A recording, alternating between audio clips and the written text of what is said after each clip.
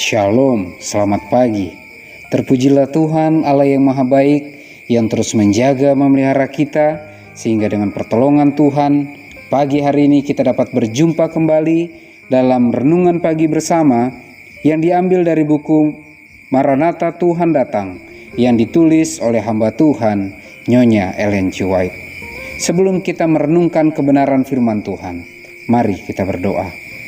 Ya Tuhan Allah Bapa kami yang bersemayam dalam tata surga, kami bersyukur atas berkat-Mu bagi kami. Terima kasih banyak atas kesempatan yang indah bagi kami untuk merenungkan firman Tuhan di pagi hari ini. Berbicaralah ya Tuhan, karena kami telah siap untuk mendengarkan. Dalam nama Yesus kami berdoa. Amin. Pekabaran firman Tuhan pada pagi hari ini berjudul Kegiatan di Dunia Baru.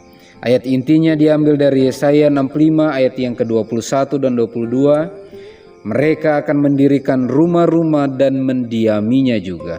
Mereka akan menanami kebun-kebun anggur dan memakan buahnya juga. Mereka tidak akan mendirikan sesuatu supaya orang lain mendiaminya, dan mereka tidak akan menanam sesuatu supaya orang lain memakan buahnya. Sebab umur umatku akan sepanjang umur pohon, dan orang-orang pilihanku akan menikmati pekerjaan tangan mereka. Keterangannya, kita tidak dapat menyangka bahwa kalau kemenangan terakhir sudah tiba dan kita telah menempati tempat tinggal yang telah disediakan bagi kita, lalu kita akan bermalas-malas, bahwa kita akan berhenti dengan penuh kebahagiaan tidak berbuat apa-apa. Di dunia yang baru, orang yang ditebus itu akan melakukan pekerjaan dengan senang hati dan mendatangkan kebahagiaan kepada Adam dan Hawa seperti pada mulanya. Kehidupan di Eden akan muncul kembali, tinggal di kebun dan di ladang-ladang. Mereka akan mendirikan rumah-rumah dan mendiaminya juga. Mereka akan menanami kebun-kebun anggur dan memakan buahnya juga. Mereka tidak akan mendirikan sesuatu supaya orang lain mendiaminya, dan mereka tidak akan menanam sesuatu supaya orang lain memakan buahnya. Sebab umur umatku akan sepanjang umur pohon, dan orang-orang pilihanku akan menikmati pekerjaan tangan mereka.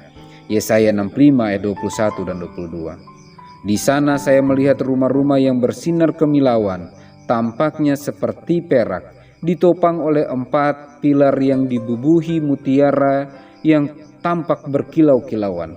Tempat inilah yang akan didiami oleh orang-orang saleh. Pada setiap tiang terdapat juga sebuah papan rak dari emas. Saya melihat banyak dari antara orang-orang saleh itu masuk ke dalam rumah itu, kemudian membuka mahkota mereka yang berkilau-kilauan dan meletakkannya di atas rak itu. Kemudian baru mereka keluar menuju ladang-ladang dekat rumah-rumah itu, melakukan sesuatu sebagaimana waktu mereka masih di dunia. Tetapi bukan sebagaimana waktu kita di dunia, sekali-kali bukan seperti itu.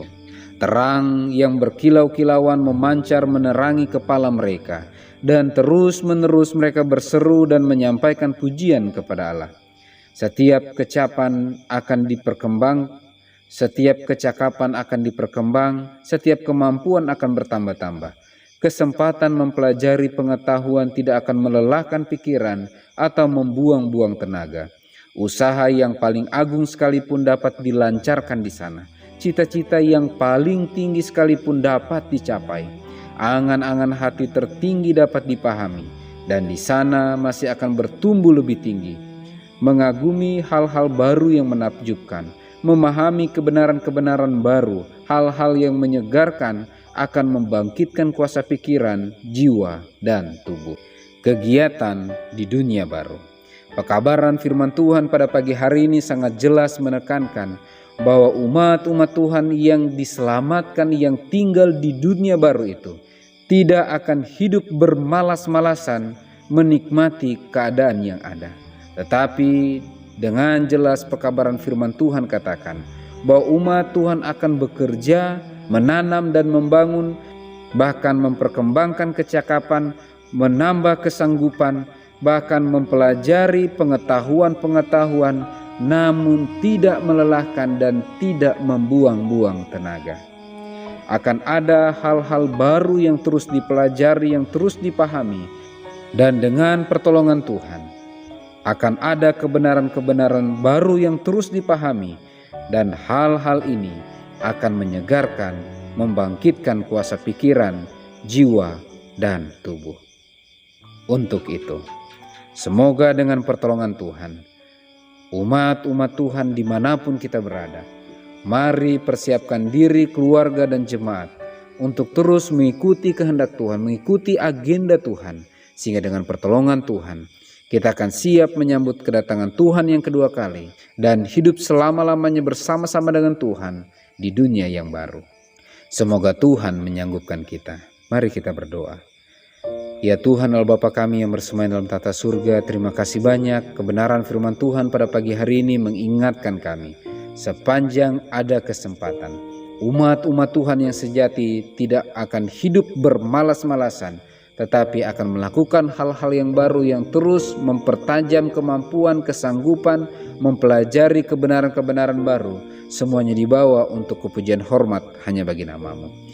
Bantu kami ya Tuhan sejak berada di dunia ini untuk terus mengizinkan Engkau berkarya dalam kehidupan kami dan membiarkan tabiat-Mu yang hidup dalam kehidupan kami, sehingga dengan pertolongan Tuhan kami pribadi lepas pribadi, keluarga demi keluarga, jemaat demi jemaat akan siap menyambut kedatangan-Mu yang kedua kali. Dalam setiap perjuangan iman yang Kau izinkan kami alami, bantu kami untuk bergantung sepenuhnya kepadamu. Apabila ada yang berduka cita, kiranya Engkau hiburkan. Yang mengalami sakit penyakit, kiranya Engkau sembuhkan. Dalam keadaan lemah iman, kiranya Engkau kuatkan. Bahkan dalam pergumulan apapun, kiranya Engkaulah yang menjadi solusi bagi setiap pergumulan kehidupan kami. Dalam nama Yesus kami berdoa. Amin. Maranatha, Tuhan datang. Tuhan Yesus memberkati.